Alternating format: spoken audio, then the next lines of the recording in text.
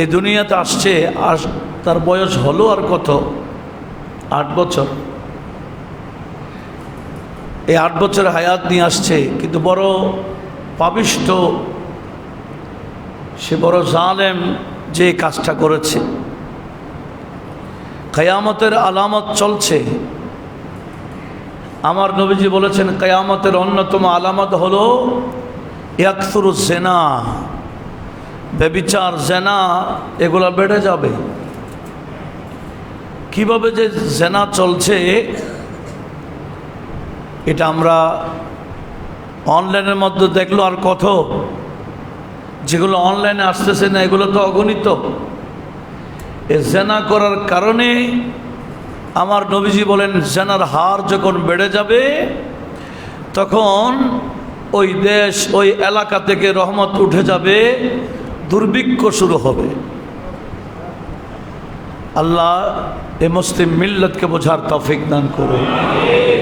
যে মাহে রমজান মোবারকের মতো মাস চলছে, আর সেখানে গতকাল দেখলাম হাটাদারিতেই আপন বাবা মেয়ের সাথে জেনা ব্যভিচার লিপ্ত।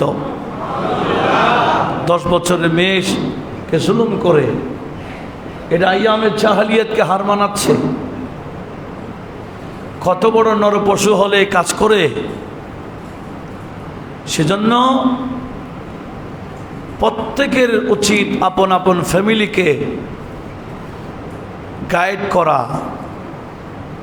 এই যে ঈদের কেনাকাটা আসতে করার জন্য অনেকেই উদ্যোগ নিচ্ছেন, এমন ড্রেস মেয়ের জন্য পছন্দ করবেন না যেগুলা পরলে মানুষের নজর যায়, খারাপ নজর যায়। এইরকম ড্রেস যাতে নিজের মেয়ে হোক, বোন হোক, স্ত্রী হোক, এদেরকে পোশাক পরিধান করার ক্ষেত্রেও আমাদেরকে অনেক অনেক সজাগ হওয়া চাই।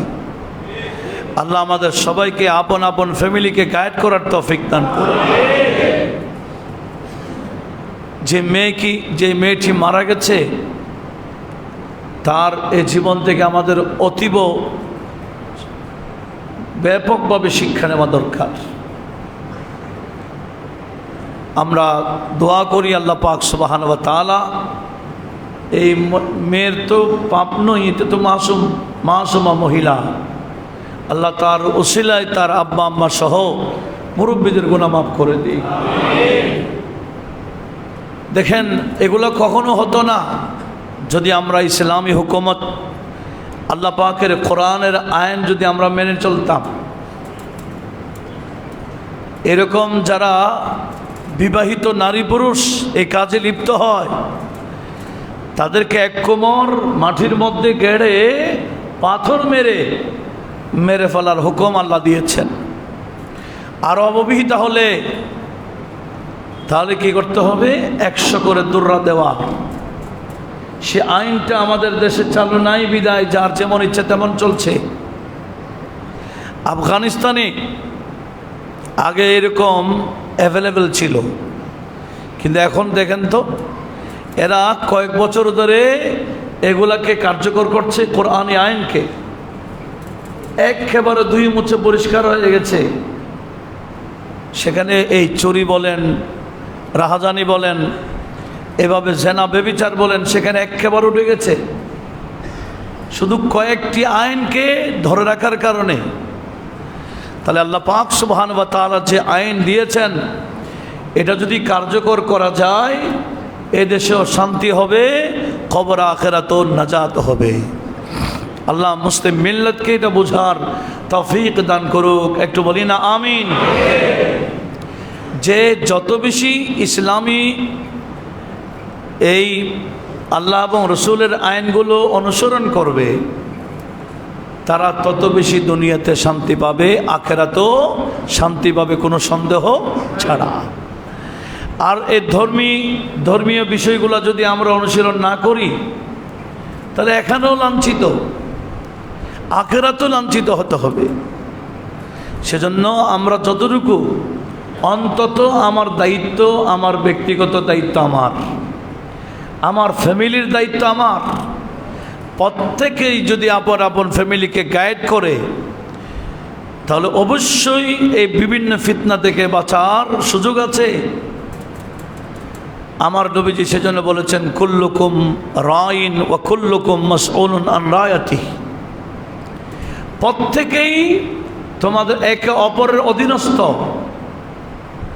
যার যে অধীনস্থ এদের ব্যাপারে প্রশ্ন করা হবে। আমি মনে করেছি আমি নামাজ কালাম পড়ে আমি শরীয়ত মোতাবেক চলে পার হয়ে যাব, না, এই সুযোগ নাই। আমার ফ্যামিলি কিভাবে চলেছে, আমার ছেলে মেয়েরা কোন পথে আমি তাদেরকে গাইড করেছি, আমার অধীনস্থে যারা আছে এরা নামাজ পড়ে নাই কেন, কালাম পড়ে নাই কেন, শরীয়ত মোতাবেক চলে নাই কেন, পর্দা করে নাই কেন, এটার জবাব কিন্তু আমাকেই দিতে হবে। বিদায় প্রত্যেকে আপন আপন বিষয়টাকে একটু লক্ষ্য করা দরকার, যাতে আখেরাতে আমরা বাঁচতে পারি। আল্লাহ আমাদের সবাইকে আপন আপন ফ্যামিলিকে গাইড করার তৌফিক দিক, বলি না আমিন। তাহলে শরীয়ত দৃষ্টিকোণে ওই যে আসিয়া নামক মেয়েটিকে এভাবে আচরণ করার সুযোগ কিভাবে পেল বলেন তো? তার বোন তার স্বামীর সাথে মেয়েকে রেখে গেছে বিছানায়। সবার জানা আছেন এটা? স্বামীর সাথে ওই মেয়েকে, ছোট্ট হোক, স্বামী দুলাভাইয়ের সাথে একই বিছানায় রাখলো কেন? ওইটা দোষ নাই? অবশ্যই আছে। ইসলাম যদি অনুশীলন করতো এই ঘটনা ঘটতো না।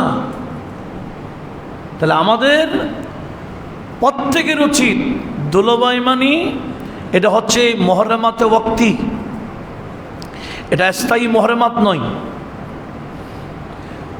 দুলাভাইকে দেখা দেওয়া জায়েজ নাই। কেন? এই বোন যদি মারা যায় ওই শালীকে বিয়ে করা কি আছে? জায়েজ আছে। এটাকে বলা হয় ওয়াক্তি মুহররম। ওয়াক্তি মুহররমের সাথে দেখা দেওয়ার কোনো সুরত নাই, সুযোগ নেই। একই খাটে রাখা তো দূরের কথা। তাহলে আমাদেরকে, আমরা যদি ইসলাম মোতাবেক চলতাম, এ বড় বড় এই শয়তানি কাজ থেকে আমরা বাঁচার বড় সুযোগ হইতো। সেজন্য আমাদের প্রত্যেকের উচিত ইসলাম নিয়ে গবেষণা করা, নবীজির শরীয়ত সুন্নাত নিয়ে গবেষণা করা, নিজেও সেভাবে চলা, ফ্যামিলিকে সেভাবে যদি গাইড করতে পারি, শান্তি সব জায়গায় আছে। আল্লাহ আমাদের সবাইকে সেদিকে লক্ষ্য রাখার তৌফিক দান করুক। একটু বলি না আমিন। আসুন আমরা এ মাহে রমজানুল মুবারকের বড় একটা বিষয় হচ্ছে ইয়মে বদর। বদর দিবস যে মুসলিম মিল্লতের জন্য কত বড় দিবস, অনেক মুসলমানরা জানে না। এই বদর দিবসটা কখন হয়েছিল? এই বদর দিবস হয়েছিল মাহে রমজানুল মুবারকের দ্বিতীয় হিজরিতে। নবীজি মক্কায় মুআজ্জমা থেকে মদিনায় তাইয়্যিবা হিজরত করার দ্বিতীয় বছরে রমজান মাসের 17 তারিখ ছিল এবং জুমার দিন ছিল। রমজান মাসে 17 তারিখ ছিল, জুমার দিন ছিল। বদরের যুদ্ধ হয়েছিল। যে যুদ্ধ হয়েছিল, যুদ্ধটা ছিল গোটা মুসলিম মিল্লতের ইসলামের বিজয় দিবস। সেদিন আল্লাহ যদি মুসলমানকে বিজয় না দিতেন, এই পর্যন্ত ইসলাম আসা সম্ভব ছিল না। সেজন্য যখন যুদ্ধ চলছিল,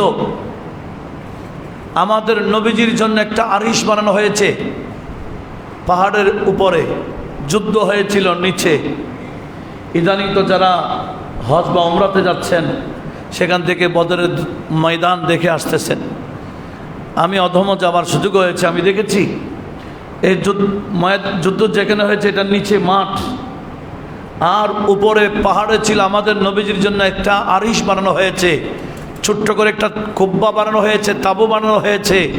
নবীজি সেখান থেকেই যুদ্ধ পরিচালনা করেছিলেন।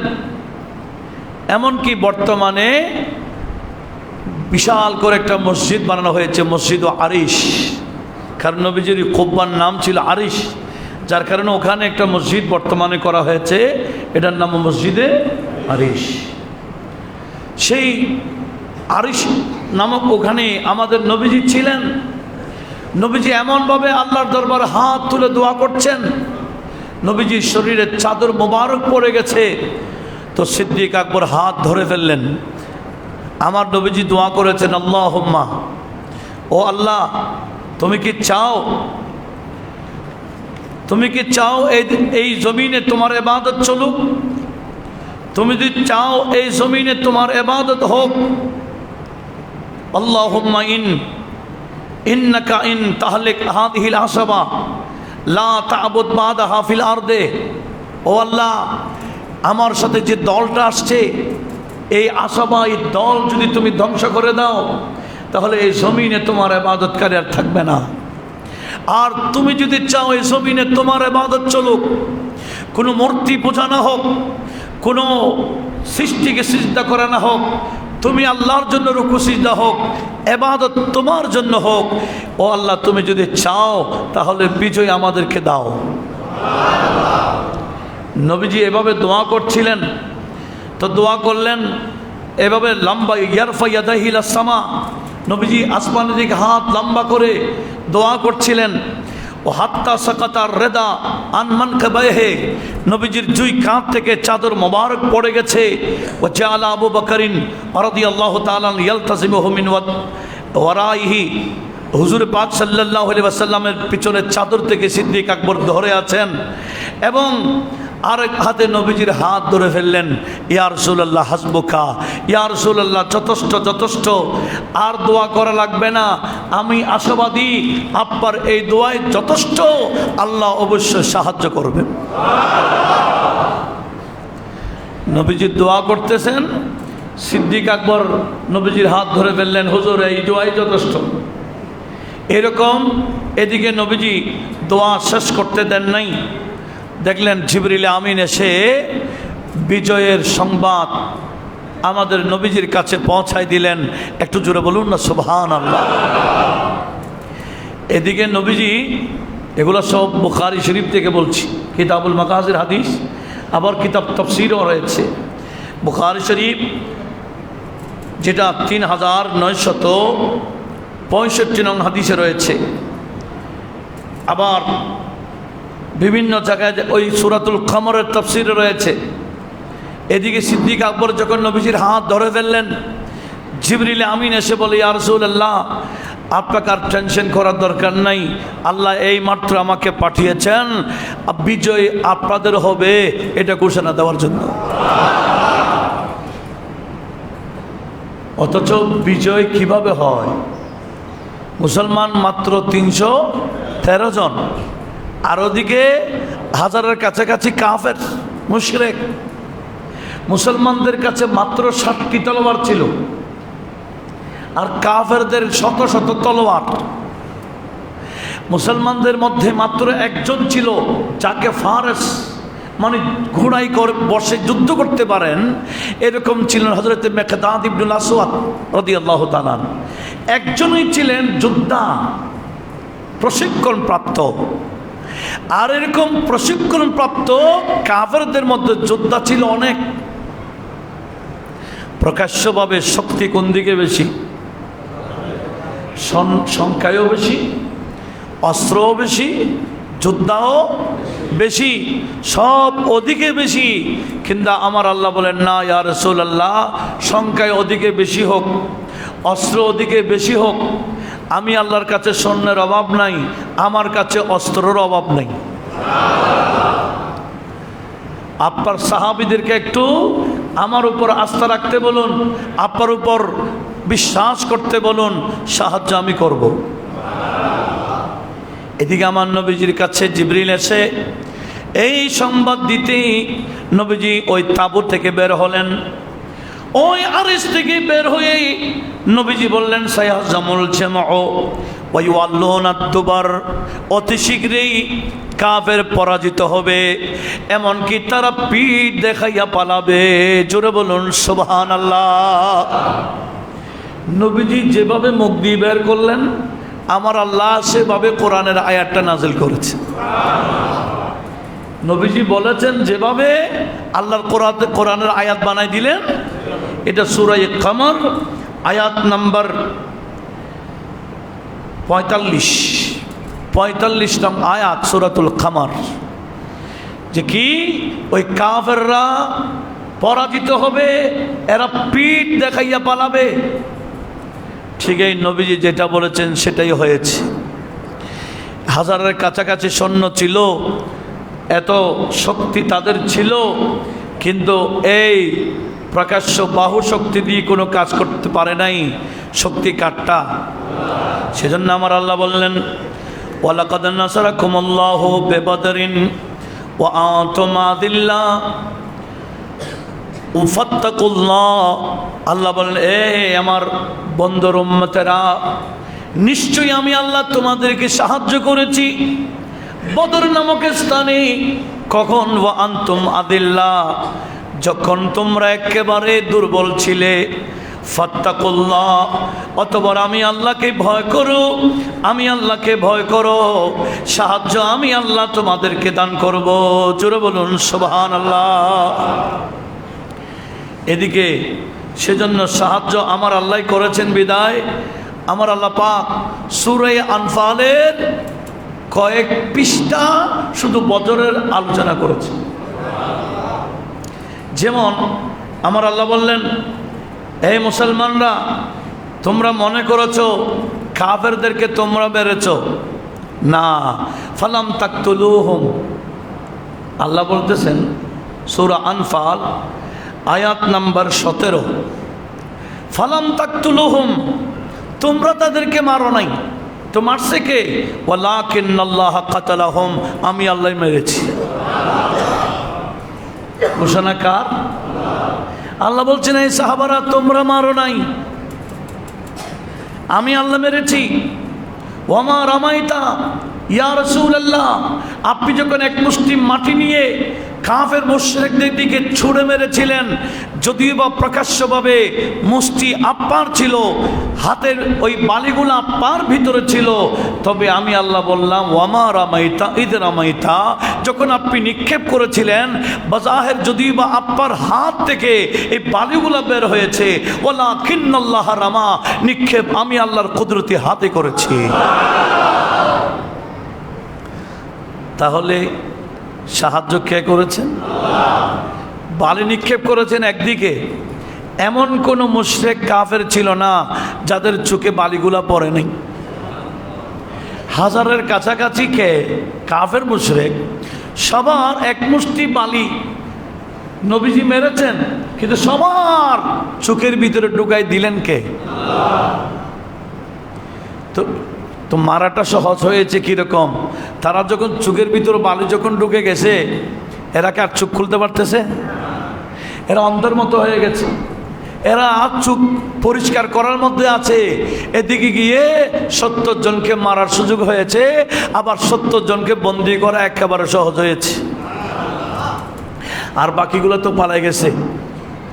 তাহলে এতগুলাকে বন্দী করা, 70 জনকে বন্দী করে ফেলা, 70 জনকে মেরে ফেলা, এটা কেমনে হলো? এরা চোখের মধ্যে এরকম এরকম মালিশ করতেছে, আর এক সাহাবী গিয়ে তাদেরকে মারতে চায়। দেখা যায় এখানে রাওয়ায়াত আসতেছে, আমার নবীজির কাছে এসে বলছি, ইয়া রাসূলুল্লাহ, আমি গেলাম এক কাফের মুশরিককে টার্গেট করে, তাকে আমি মারবো সেরকম খেয়াল করে আমি গিয়েছি, কিন্তু দেখতে পাচ্ছি না। আমি যাওয়ার আগে তার মাথাটা জমিনে পড়ে গেছে।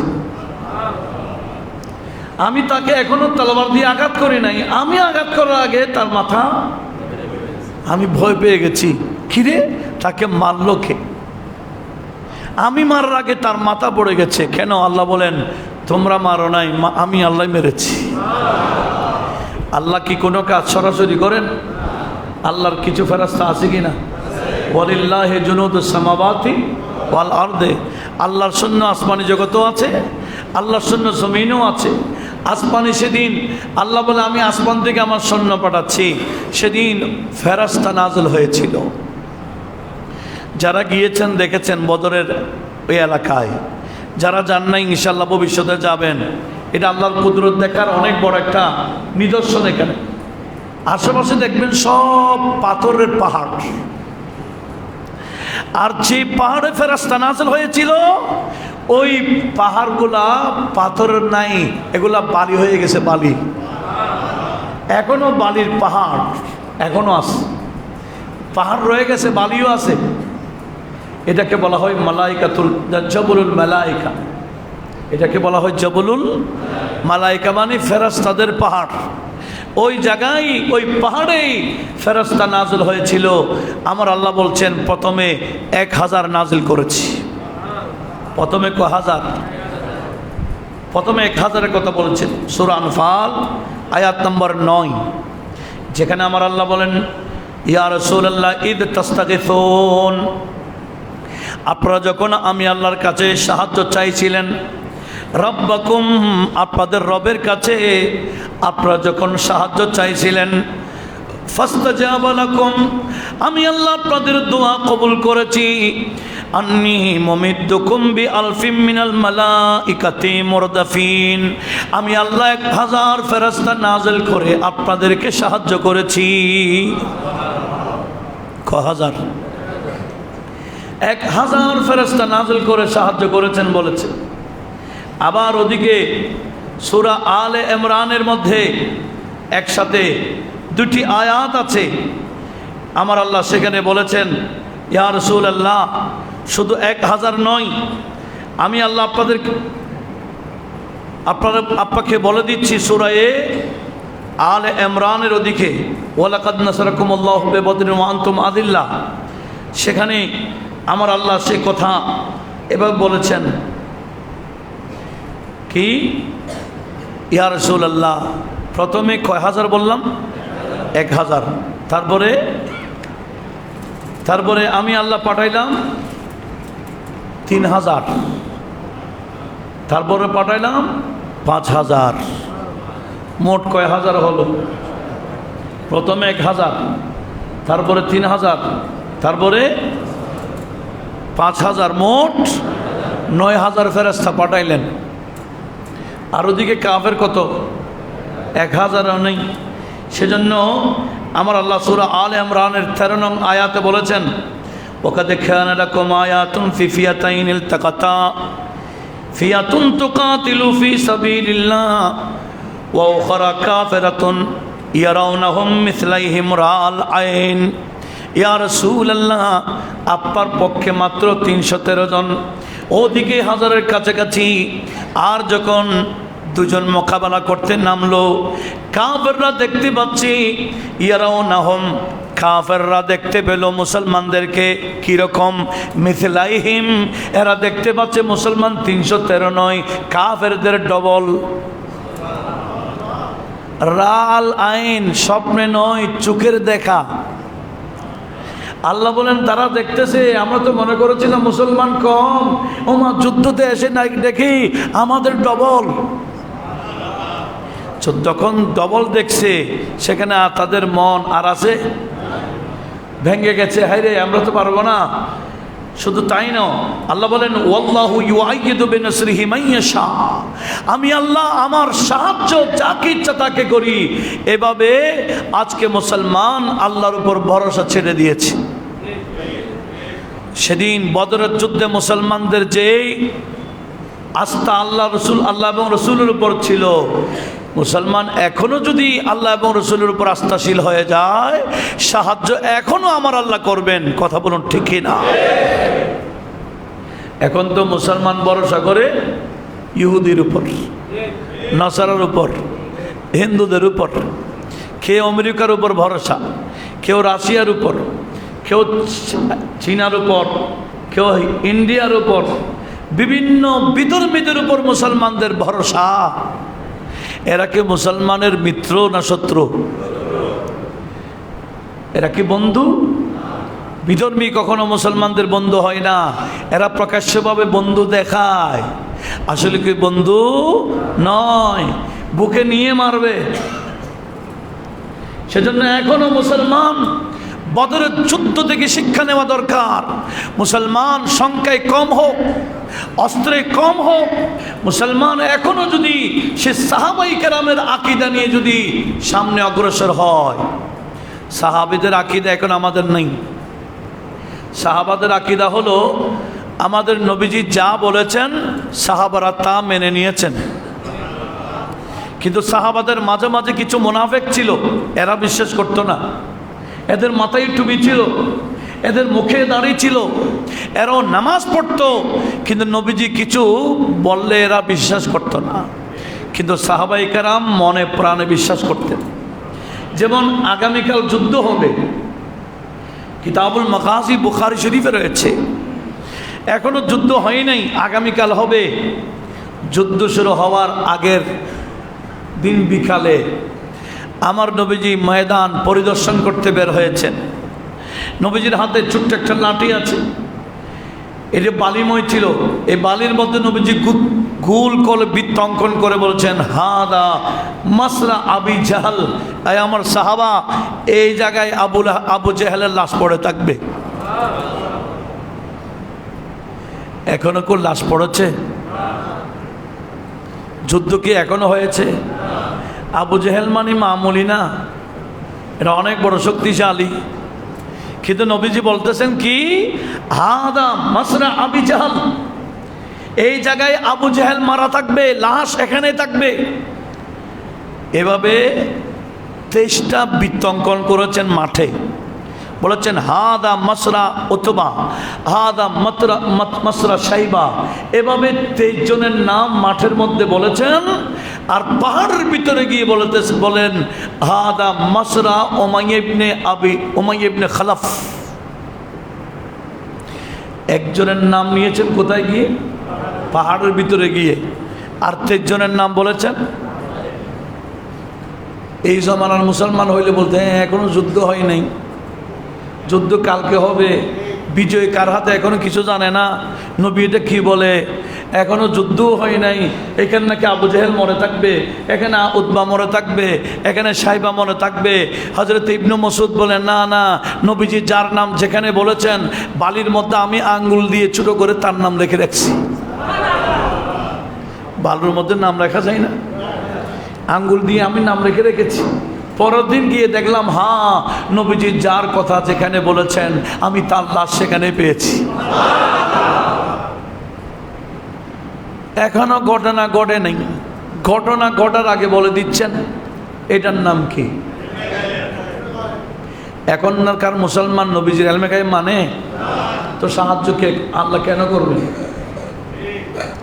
সাহায্য করার জন্য সাহাবারা যেটা মেনেছেন নবীজির গায়বী ইলম, এটা মানতে হবে।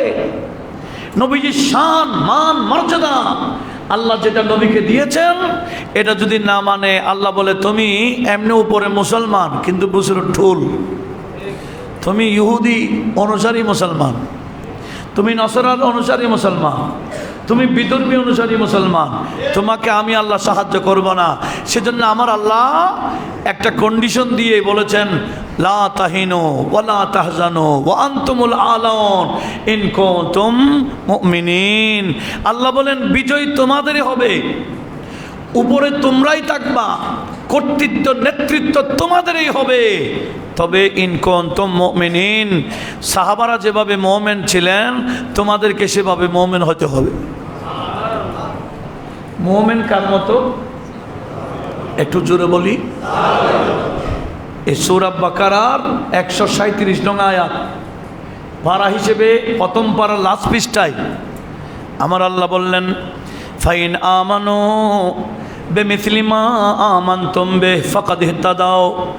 এ আমার বন্ধুর সাহাবাগণ, তোমরা যেভাবে ঈমান এনেছো তোমাদের অনুসরণে এরাও যদি ঈমান আনে, ফাইন আমানু, এরাও যদি ঈমান আনে, বেমিসলি মা আমানতুম বিহি, এ আমার বন্ধু সাহাবারা তোমরা যেভাবে ঈমান এনেছো তোমাদের অনুসরণে ঈমান আনলে আমি আল্লাহ ঘোষণা দিলাম ফাকাদ ইহতাদাও, তোমরা যেভাবে হেদায়েতের উপর আছো তোমাদের অনুসরণে যারা ঈমান আনবে এরা হেদায়েত পাবে বলে আমি ঘোষণা দিলাম।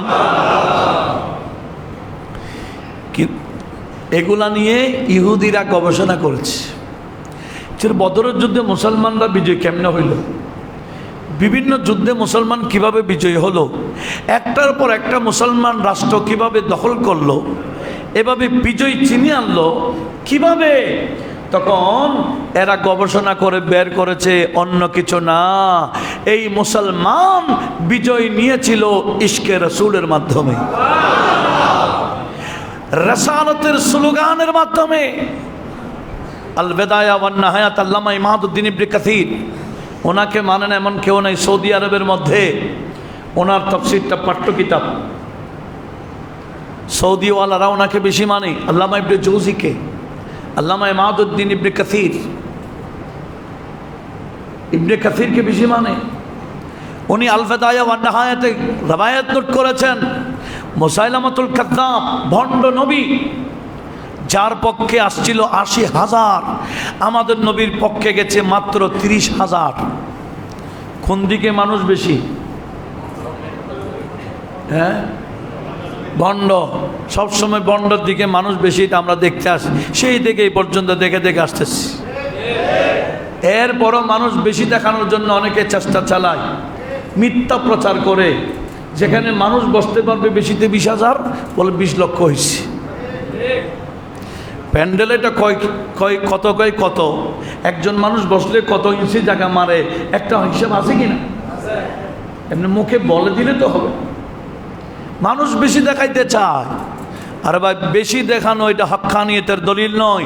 এরকম হলে মুসাইলামাতুল কাযযাবের পক্ষে যারা ছিল এরাই হক থাকতো, এরা ৮০,০০০ ছিল, আর আমাদের নবীর পক্ষে ৩০,০০০। যুদ্ধ কি নরম হবে না গরম হবে? গরম না?